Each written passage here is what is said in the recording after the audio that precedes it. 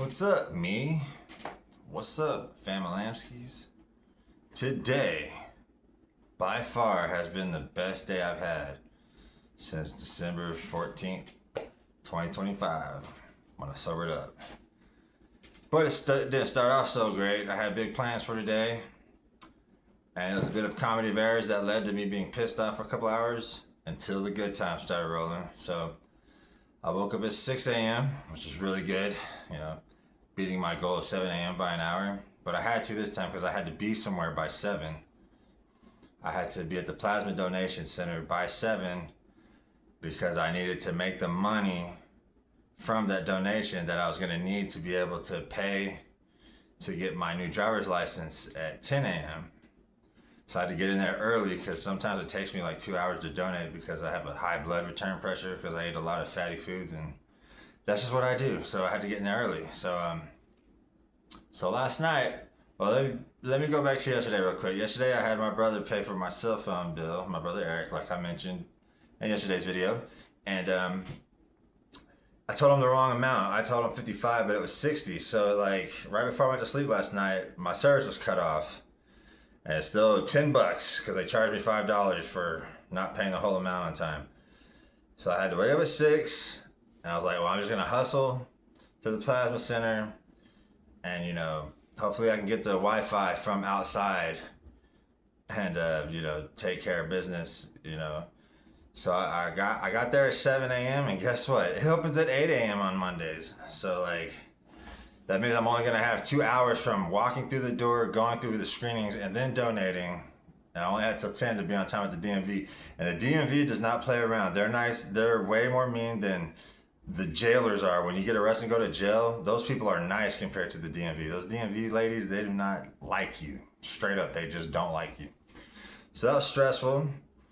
And so I was trying to get in touch with my brother Jeff so he could let my aunt know that I'm gonna need her to be there because my plasma card doesn't have my name on it, so I'm not sure if they're gonna let me use it to pay because they're crazy like that. So I didn't have phone service, so I had to get on the Wi-Fi to get on Facebook Messenger. And so I had my buddy James, and I said, hey man, can you get in touch with Jeff? I need to get in touch with him. Can you let him know that I'm in his DMs basically? I kind of explained what's going on. And this dude responds back, don't you mean good morning? So like, that pissed me off. Don't you mean good morning? This dude is my peer. We've been friends since we were 10 years old. He's a year older than me. He's 41, I'm 40. I mean, he's way more successful in life than me. He made a lot better decisions and stuff like that. But like, we've been talking every day for like the last 2 or 3 weeks. And I never say good morning to him or anything like that.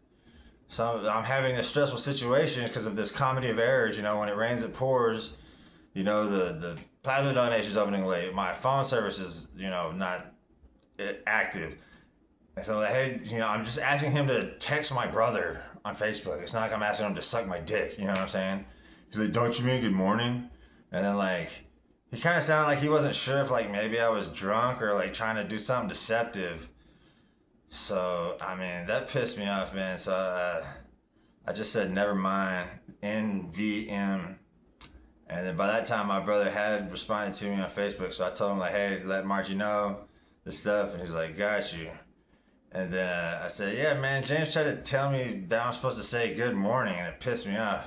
And of course, being Jeff, he says, well, he's right. Because that's what Jeff does. He always sides against me all the time. Like, he'll either side against me or play devil's advocate for anything I say. That's it. He's never like, you're right, or hey man, I'm on your side. Never does that, ever.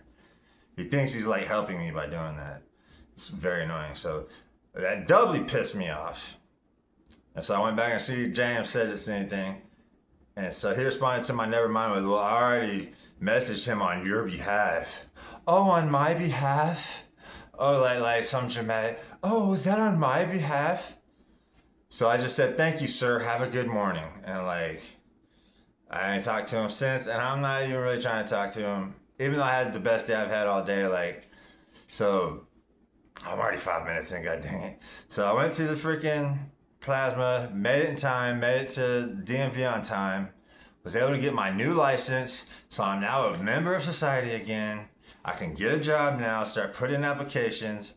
So I went to the bank for my noon appointment, and I was expecting around a G or so, and ended up getting twice as much as that. And they made it real easy for my brothers to get their cuts too, so I was able to be the bearer of good news and say, hey man, here's the number, the case number, here's all the information you need. You can just go right now and get the money. And it was so good. I was like ecstatic, bro, because I haven't had like money like this in a long time. Like, I can finally buy stuff other than food. I can pay my rent next month. And my brother Jed doesn't have to pay my rent anymore. Everyone has to pay my phone anymore. And like, it's been good. So I went home to just kind of recollect myself because I was like super happy. I'd already forgotten that my friend James pissed me off. Even though now that the ecstasy is kind of worn off, I'm like still pissed off at him, but it's cool, whatever. And so I started trying to get a car insurance because James was going to be my car insurance, but since he wants to be a douchebag and say, don't you mean good morning? When I'm having like a fucking moment, like that's when you want to choose to fucking try to be my big brother? Like, no. So I got insurance through somebody else, or I'm going to. We set it up. So tomorrow I'm gonna get my bank account and then get the car insurance and then go get my registration. And for the first time since 2023, I will be driving legally, which is crazy. And so after I got the phone with the insurance, I asked my brother Jeff if he had a copy of the will, our dad's will. And he's like, I do, but I'm pretty sure Margie has one, and that's my Aunt Margie, my dad's sister. And so I texted her and I asked her, and she's like, yeah, I got a copy. So I went to her house, and we talked for a good 20 minutes, and she was saying, like, so when we sell the property, whatever the money is, that it's going to be split 3 ways again. The way my dad wrote the will was totally different than that. And, like, my brother Jeff wasn't included in the will, and the reasoning was that, he was, like, really successful in life with his wife. His wife is successful, like, they're not needing anything. Whereas me and Eric, we've been struggling with drugs and alcohol, drugs for Eric, drugs and alcohol for me for like our entire adult lives, whereas Jeff was like did drugs in his teens and early 20s, and then he's been straight ever since. Now he's 45, so like, he's been pretty much straight his entire adult life, whereas me and Eric were the opposite. So that was my dad's reasoning. So that's the way the will was written, but Margie was telling me that when the house sells, the way it's going to be split 3 ways, and then it's up to us what to do after it. And there was talk like, since I stayed with my dad while they lived out of state, and then I was the one who had to take care of him and wipe his butt and all this stuff when things got really dark towards the end there. But so I was supposedly gonna get like the lion's share of the money made from selling the property, and I didn't question it or whatever. It kind of made sense, but like when Margie told me, hey, it's gonna be split 3 ways, I was like, man, that's cool, bro, because it's legal. First of all, like, I don't have any right to that money legally. It would have to be up to them to voluntarily give it to me. And then I was thinking, like, man, we're all equally our father's son. So like, yeah, I was there, but I mean, they were gone living out of state before my dad got sick. So it's not like they, dipped out of sight as soon as shit got tough, like they're already gone, So I was just thinking, like, man, it'd be so easy. We just take the money and that's it, and hopefully, right now I owe my brother Jeff like $3,500 because he's been paying my rent and helped me out with a couple of other bills since September, and then I owe my brother Eric like $600 for the same reason. So I was like, hey, why don't we just split it? Oh yeah, we'll keep the split. Y'all forgive me for the money I owe y'all because originally Jeff wasn't expecting to get anything. Now he's getting a third, which is going to be more than what I owe him by a pretty big margin. So it's like, if you can just forgive what I owe you and we call it good and that's it. And he was like, hell yeah. Same thing with Eric. Hell yeah. So if this happens like this, that's it. And then like, I guess Jeff is having all this resentments about not being included in the will. No one's like come out and said it, but I talked to my brother Eric later on today, after I left Margie's house about it, and like he's alluded to it, like, and I've been so selfish, I didn't really think about how Jeff might feel. He's been making some backhanded comments. I mentioned yesterday how it's kind of making me feel paranoid and stuff.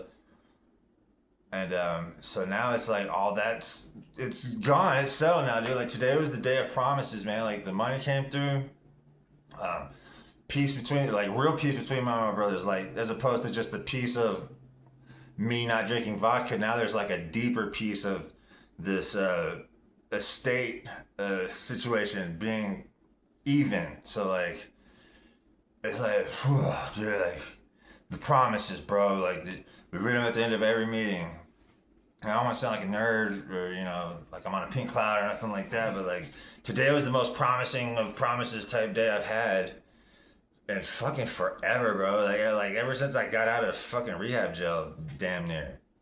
But even better, well, and I don't want to say even better than that because being locked up for 6 months ain't like it's not all bad. There's like some camaraderie a little bit going on there, especially because it wasn't like a real like prison or anything. It was, it's like cake compared to that. No violent offenders allowed in there. But like today it was just amazing. And like, and I told Margie like, hey, and then when it sells, you'll be reimbursed because she's helped out with like over $1,000. And she was like, I don't want any money back. Don't even worry about it. I was glad to help. And I just started fucking crying, bro.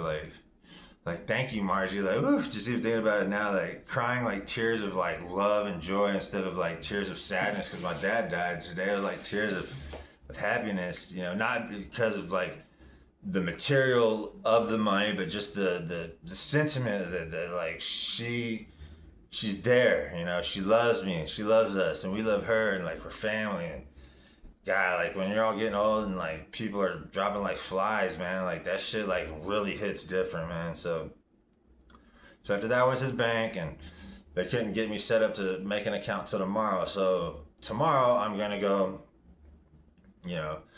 set up the bank account, get my car insurance, and then go get my registration because I have all the money to do it finally. Oh my God, finally.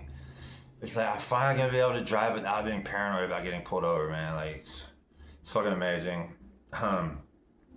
So after the bank, I went to the military store. I can't think of the word where they sell all the equipment and shit. And I bought a duffel bag so I could walk around with it.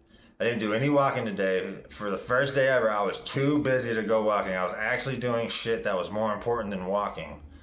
So I got a duffel bag. I got all these like plastic containers from like 2-liter Coke cans, big pickle jars. I'm gonna go steal some more sand like a dirty thief from the volleyball court nearby, pack them with sand, fill them up with water, and put them in my fucking duffel bag, and walk with those while I'm carrying the jugs, man.